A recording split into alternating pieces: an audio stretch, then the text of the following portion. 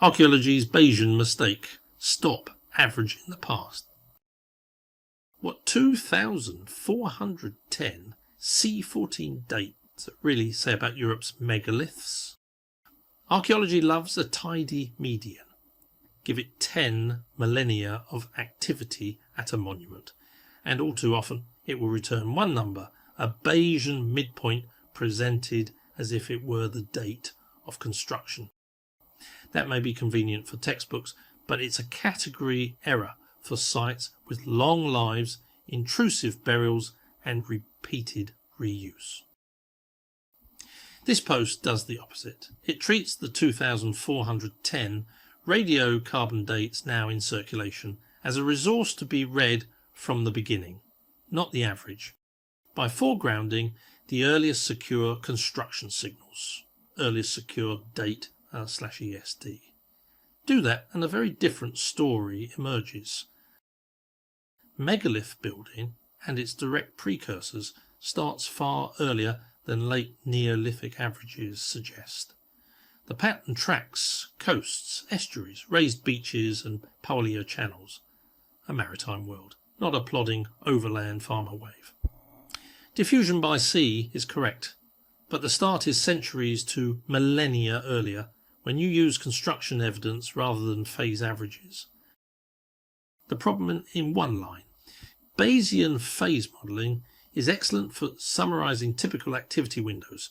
It is the wrong instrument for pinning down first construction. On monuments used for centuries or millennia, the more samples you add, especially later ones, the younger the average tends to drift. Great for phases, misleading for build dates.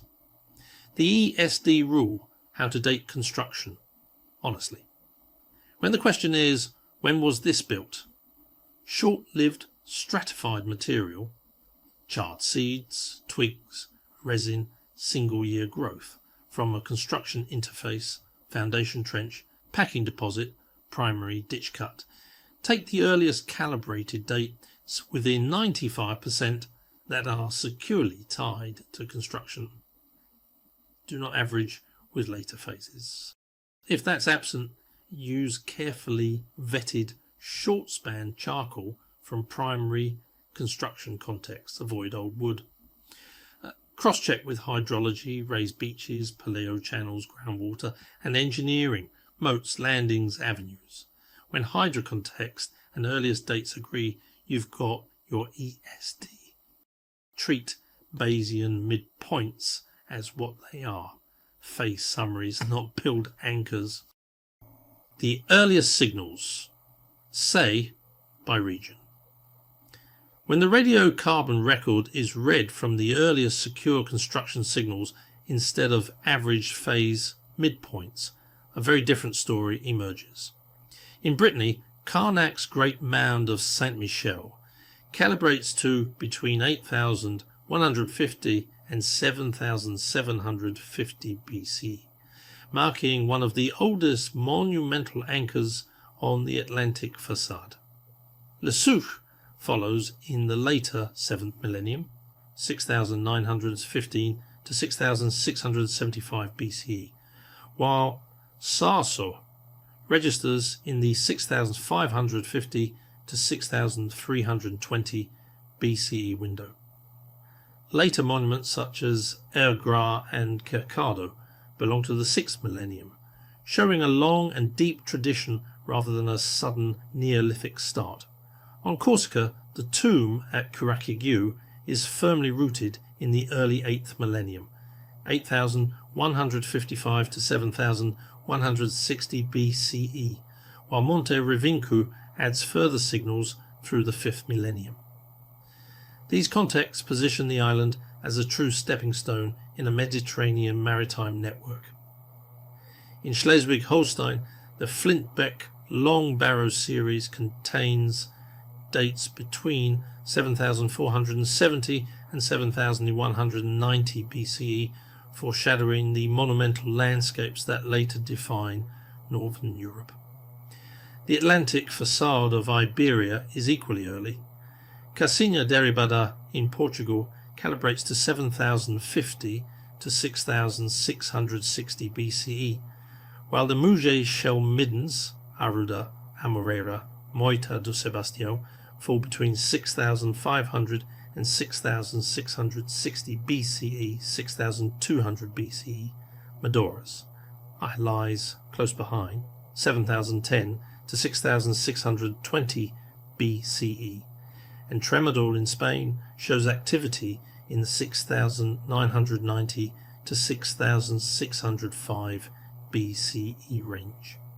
Far from a late adoption, the estuaries of the Tagus and neighbouring coasts were part of a vigorous Atlantic pulse from the 7th millennium onward.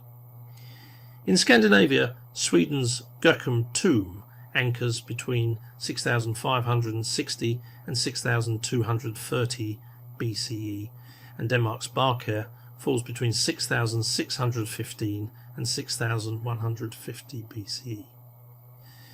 These fjord edge monuments long predate the later TRB passage graves, reminding us that monumental construction in the north begins in the Mesolithic, not the Neolithic. The British Isles share this watery horizon.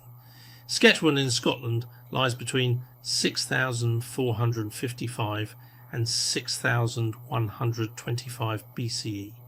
Ballymacdermot in Ireland spans 5970 to 5650 BCE. Carrowmore is dated to 5610 to 5330 BCE, and Knowth 1 falls within 5920 to 5555 BCE. Stonehenge too belongs here, its moat and ditch cut into high groundwater, while quarry hearths in Presley span the 8550 to 7190 BCE interval. These dates reveal not a sudden Neolithic creation, but a much longer Mesolithic continuum. Even the central Mediterranean aligns with this picture.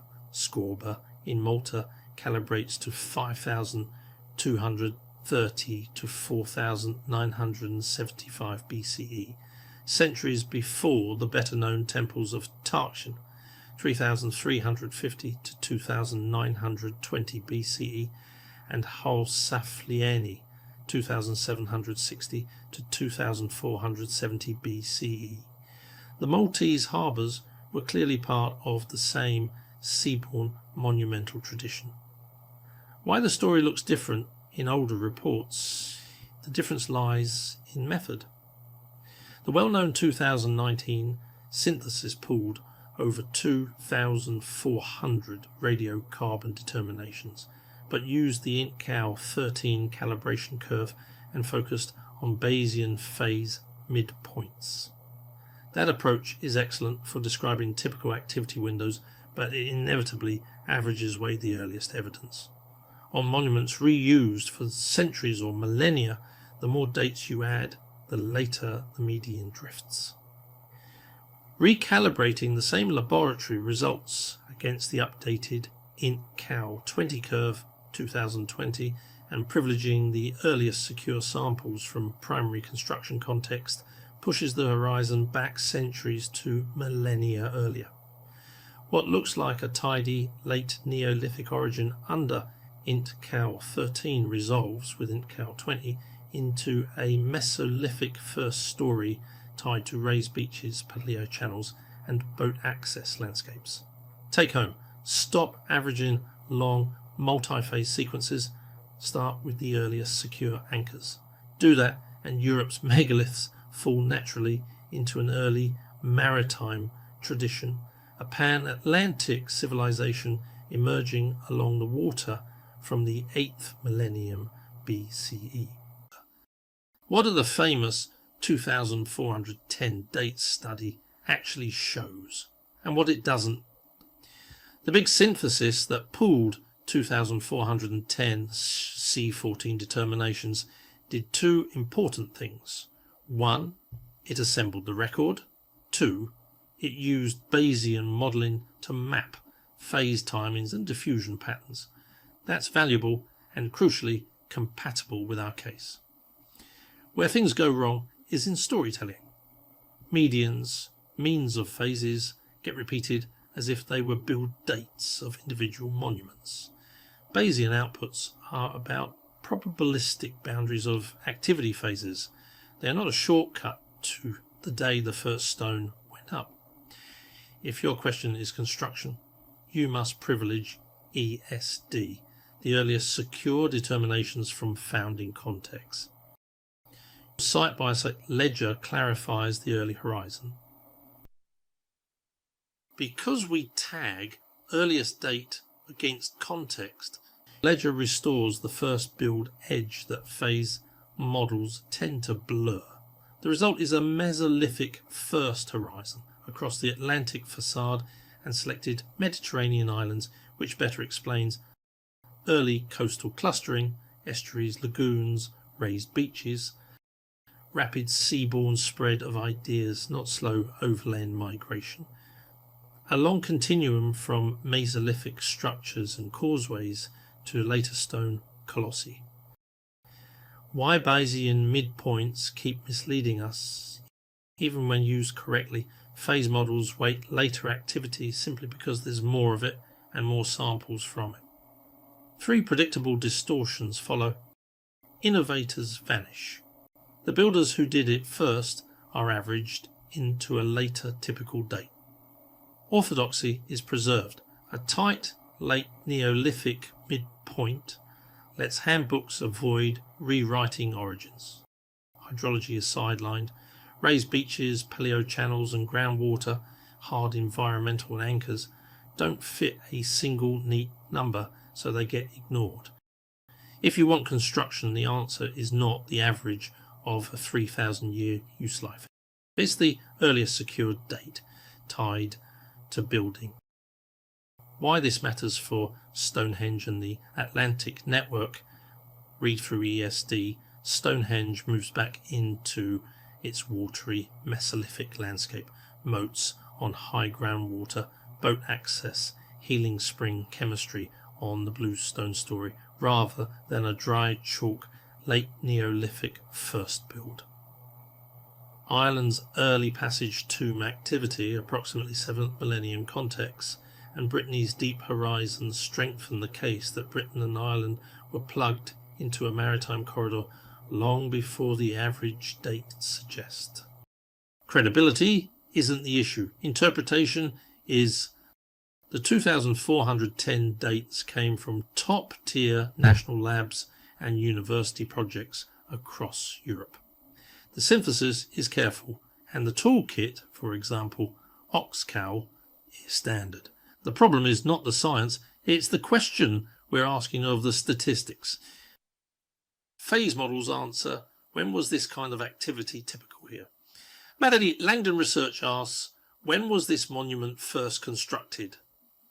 Different question, different metric. A wider, older, wetter Atlantic story. Foregrounding earliest construction signals harmonises with independent lines of evidence, hydrology. Monuments perched on raised beaches beside paleo channels on estuary rims. Engineering, avenues, moats, harbours and canal-like earthworks, dikes as water management, not defence. Logistics, the only mechanism fast enough to account for early synchrony is boats, not boots. When we stop averaging, the Atlantic facade reads as a cradle, not a late afterthought. What a fair synthesis should look like, use both tools, but be honest. Publish 2 views for every site or region. A. Phase-based Bayesian timelines for typical use. B. Event-focused ESD for first construction. Tag context, construction versus reuse versus intrusion. Overlay hydrology and elevations. Publish cross-sections. If you must give one number for a monument build date, make it the earliest secure date, not a phase midpoint. The question we should now ask out loud, why have we allowed phase averages to stand in for construction dates? Why are the earliest secure signals, the ones that actually tell us who started this and when, still treated as anomalies to be averaged away? If archaeology is a science. Start with the earliest anchor, then talk about reuse. Final word, the stones didn't walk, they sailed. The 2410 date record is extraordinary. Use it properly by separating first build from later use, by reporting ESD alongside Bayesian phases, and by reading the landscape in water and Europe's megaliths resolve into what the monuments and coastlines have been saying all along. An early maritime pan-Atlantic civilization with origins deep in the Mesolithic and a memory long enough to be blurred by averages. Megaliths by sea. Rereading Europe's deep past from its earliest radiocarbon signals. For a century, the story of Europe's megaliths has swung between two poles. In one corner, a diffusion model, maritime or otherwise, linking far-flung monuments by sea routes. In the other, a patchwork of local inventions. A 2019 peer-reviewed study pushed the pendulum back toward diffusion by crunching 2,410 radiocarbon results from graves and related context into a polished timeline with Bayesian statistics, and argued for an origin around the Atlantic facade and its sea lanes. That paper is impressive and important, but it also highlights a problem with how we currently treat dates. Bayesian models are brilliant at finding a central tendency. They are not designed to tell you the moment of construction, especially for monuments that are reused, refurbished, and ritually revisited for millennia. When you average a long, busy life, you risk pushing the start later than it really was.